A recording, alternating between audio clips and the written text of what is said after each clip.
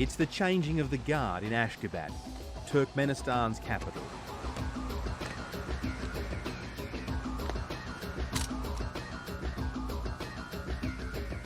Looming large over the soldiers is the towering figure of Türkmenbaşı, the self-styled great leader of all Turkmens.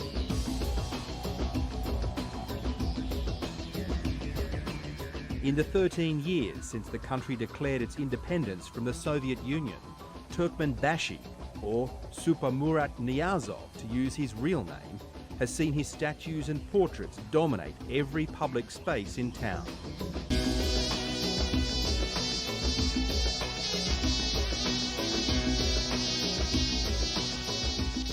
They make one thing clear: there'll be no changing of the political guard in Ashgabat. Türkmenbaşı has declared himself president for life.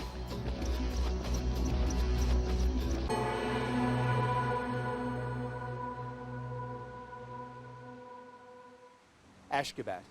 It's Arabic. It means the city of love.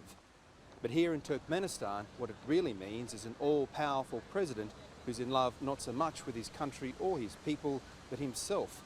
For the great Türkmenbaşı has built a one-party state based on a bizarre cult of personality.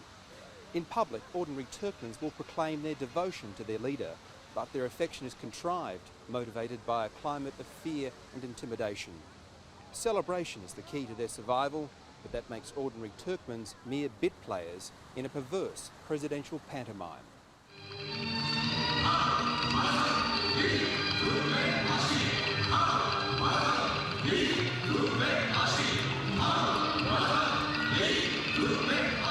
For the Western media, the opportunities to visit Turkmenistan are few and far between. And those of us granted the dubious privilege are subjected to an endless stream of propaganda.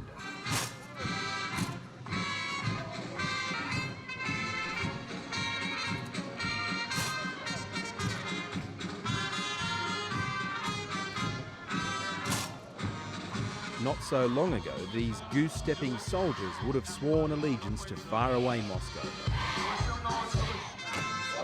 Now they take orders from just one man.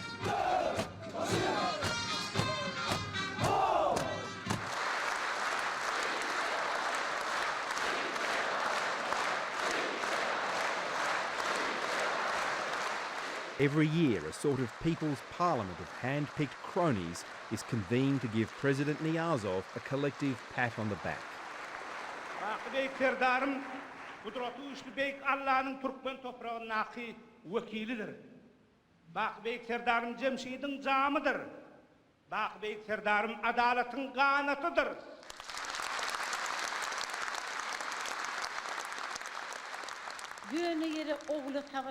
Speakers compete to see who can lavish the most praise upon the president.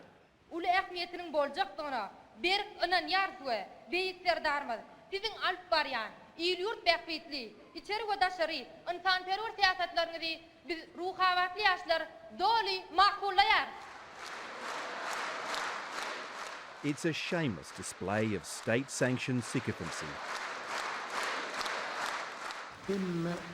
Dövrlerde bir adam yeniden başarayan adam köptür. Şu günanın. Sonuçta dine bakışı men başma olana Türkmenistan'ın başında olur. Ministers are required to stand in the wings and take notes. Laws are passed on a whim and a presidential wave. Turkmenistan television dedicates itself to pumping out pictures of the president and political propaganda. Overseeing the broadcast are television executives who also know how to flatter. Bizene in goğu teknikler alıp berýär. Öz doğrudan bir däpde surlaryň taryhy bilýän in bir biziň şol mollumyz diýsek ýalňyşmy.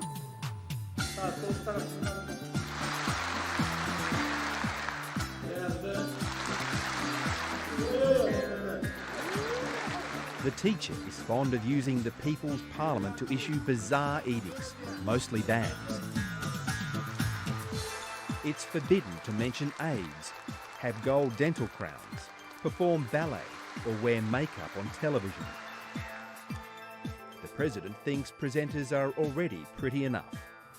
And who are TV executives to disagree? Daşary ýurtlarda ne bilen giň gözetimli ýaşlar bilýär. Kosmetika diýen ýabaşy zatlar köp kullanylmaýanlygyny. Şoň üçin öz tebigy aýratyn owadanlygy bilen çyksa, öz tebigy owadan sesi bilen çyksa, oňa ýetek zat ýok.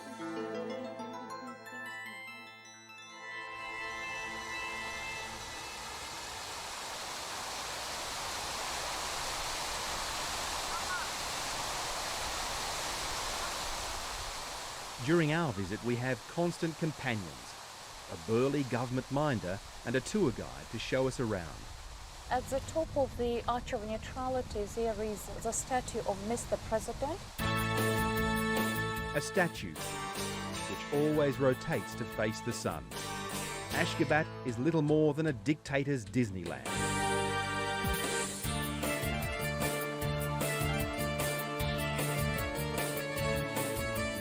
What makes this city all the more surreal is the fact that so few people actually live in it. Most of the 4.5 million people live in rural Turkmenistan beyond those hills. But it's a select few who have the president's permission to be seen and heard.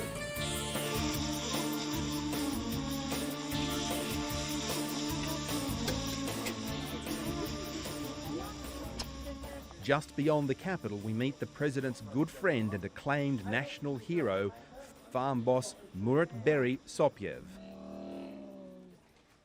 Türkmeni, уважает, любит, зашел глубокое доверие нашего народа.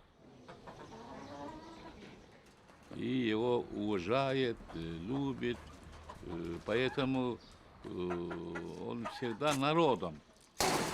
Народ видит, что для народа работает день и ночь.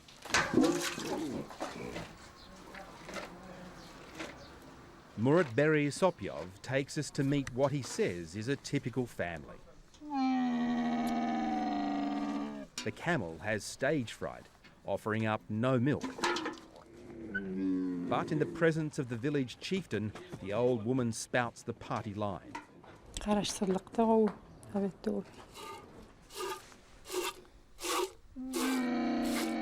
After a brief encounter, the government minder decides the family is suddenly very busy. Let's go. So we drive to another house where a banquet awaits. The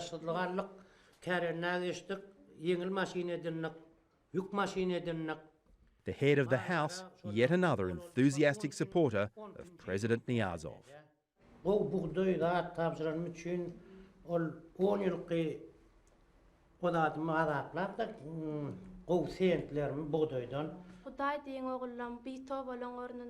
The farmer's daughter recites a verse she's been learning at school from a book written by a self-styled poet and philosopher, none other than Niyazov himself.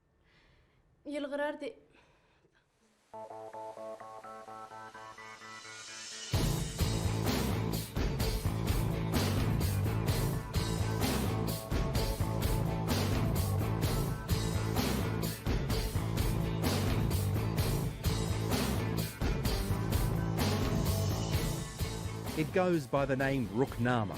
A giant version ceremonially opens every night in Ashgabat. In this supposedly secular Muslim nation, it is the new Quran, Niyazov's spiritual guide for the people. In schools, it's taught almost as theology. Children are expected to learn passages. And so does anyone who wants to get a driver's license.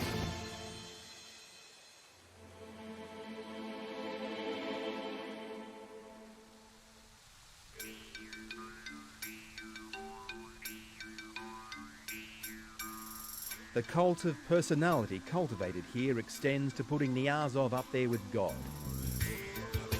This 3-story high all-marble mosque has just been built in his hometown.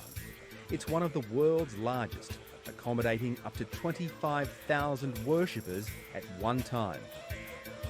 Along with phrases from the Quran, the exterior wall is plastered with Niyazov's favourite lines from the Ruknama. The building is also modestly named. There's plenty more slogans inside proclaiming the greatness of Türkmenbaşı, but our cameras can't go in because the imam says he needs the permission of the president himself. Now, this is one cleric who's not about to go around defying his earthly boss. His predecessor, the last imam of Turkmenistan, is now serving a 22-year sentence for refusing to preach the Ruknama in the mosque.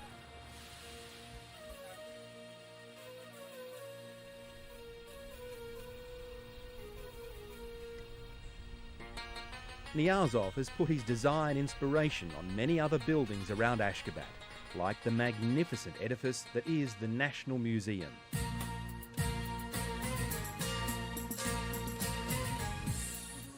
Во-первых, у нас, естественно, генеральным проектировщиком является, опять-таки, сам президент Сапармурат Türkmenbaşı Великий, потому что его мысли, и он совпадает и с самым лучшим мыслям великих архитекторов. Pride of place among the nation's treasures is a giant carpet. A smaller one features the replica of an old banknote showing the president before he went prematurely black.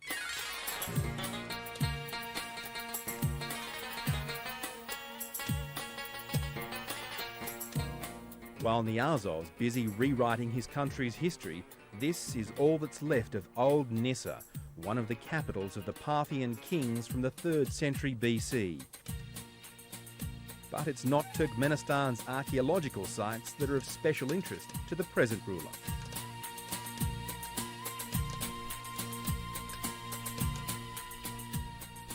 For President Niyazov, what really matters is beneath Turkmenistan's deserts, its vast reserves of oil and natural gas worth tens of billions of dollars, and all of it under the president's personal control.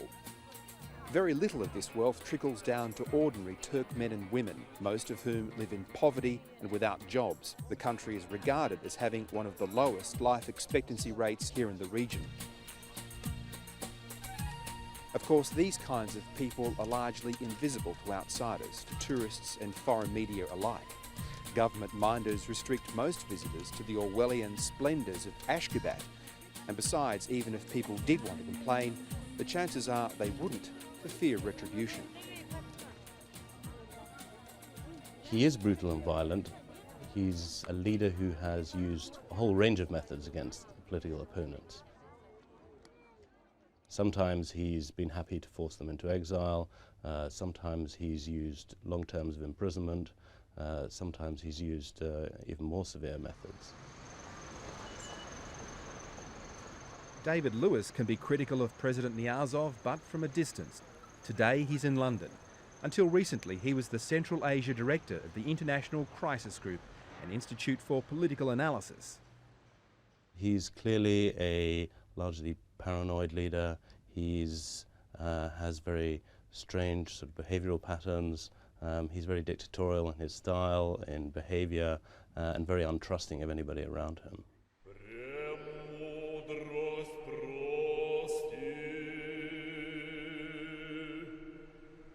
If there are similar voices of dissent inside Turkmenistan, you won't hear them. The level of repression means you have to leave the country to speak your mind.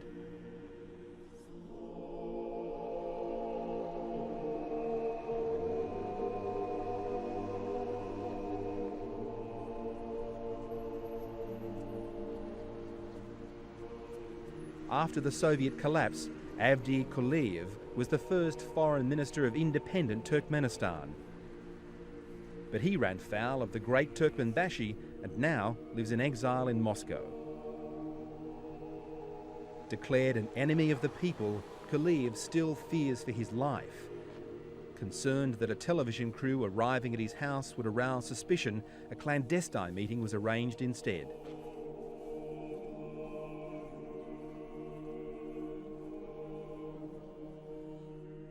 Участники так называемого покушения 2002 года, министры, замминистры, ну, много людей, которые известных людей, бизнесмены, всех их подвергают, конечно, пыткам, жестоким пыткам. Я считаю, что лучше получить, наверное, смертную казнь, чем сидеть в туркменской тюрьме.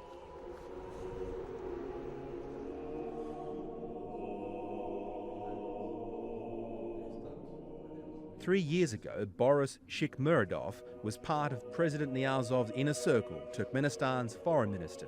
We consider him not just only president, he is a very strong consolidating factor. The nation is being consolidated just around him, and he is the leading political figure to create an atmosphere of social harmony in the country. The atmosphere of social harmony was short-lived. The foreign minister now languishes in jail after being blamed for an attempted coup. Shots were allegedly fired at the presidential motorcade. Boris Şıhmuradov confessed on national television.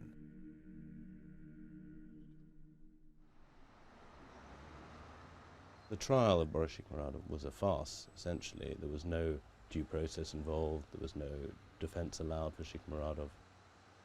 The use of torture is widespread. Former inmates in the jails have given a lot of evidence about this, and there's plenty of evidence to suggest that Şıhmuradov was also subject to torture while he was in prison, and we suspect that the confession was a result of that. But this time, I think because the race has been so close, there's been a lot of advertising. The United States maintains diplomatic relations with Turkmenistan while professing deep concern with human rights abuses in the country.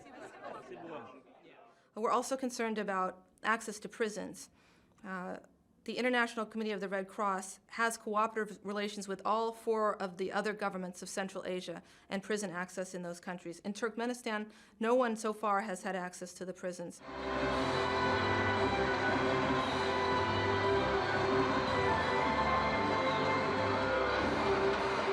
In a country that rivals North Korea for state-sponsored choreography and criminality, American concern stops short of actively lobbying on behalf of Niyazov's imprisoned political opponents.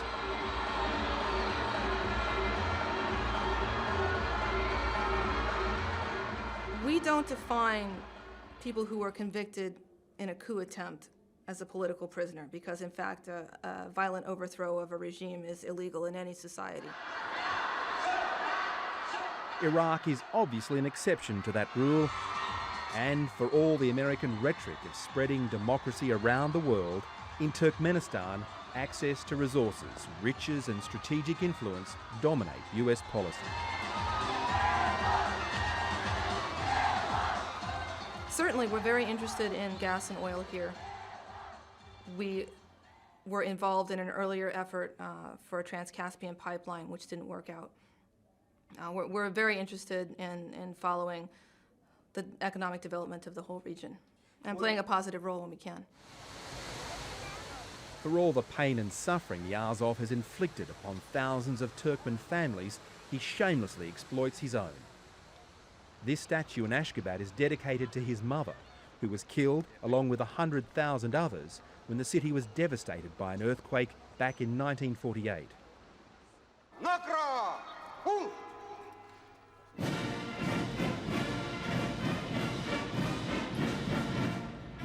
Niyazov's father was killed a few years earlier in the Second World War.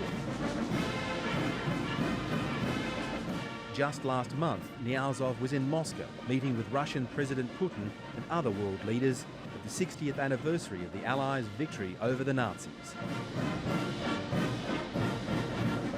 The one-time Soviet Communist Party chief is exploiting the end of the Cold War by retaining strong links with Russia and now currying favour with the United States. We believe that a prosperous and more democratic Central Asia is not only in the interests of the Central Asians themselves, but in the interest of the United States.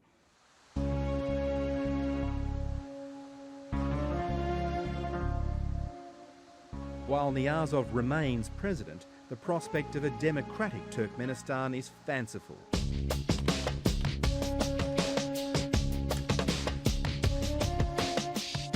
Turkmen teenagers and children are the victims of Niyazov's paranoia and propaganda.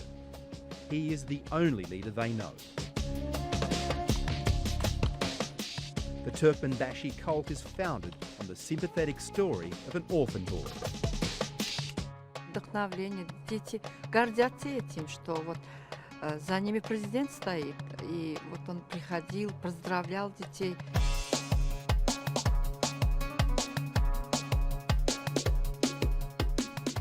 From a distance, it looks like a presidential palace. In fact, it's an orphanage.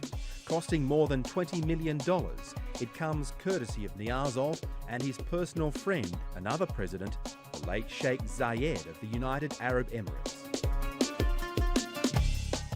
Нашим детям, что они не сироты, за ними стоит государство, такое великое государство за этими детьми стоят, и что они не сироты, и они не должны себя считать сиротами.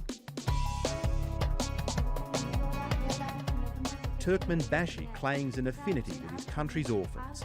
There are more than 300 here, and when it comes to education, they are the fortunate ones. Few other schools in this country boast facilities of this quality. Many Turkmen children receive little or no formal education. President Niyazov has taken a deliberate policy of essentially dumbing down the Turkmen population in colloquial terms. He's taken out several years of education from the schooling program. The university program has been cut to just 2 years.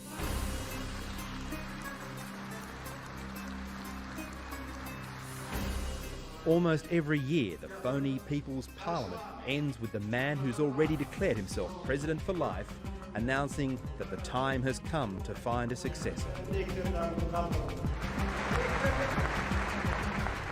It is a test of loyalty his ministerial acolytes pass with flying colours, by furiously denouncing such an idea as unthinkable. The political striptease whips the audience into a frenzy, and in Turkmenistan they applaud as if their very lives depend on it.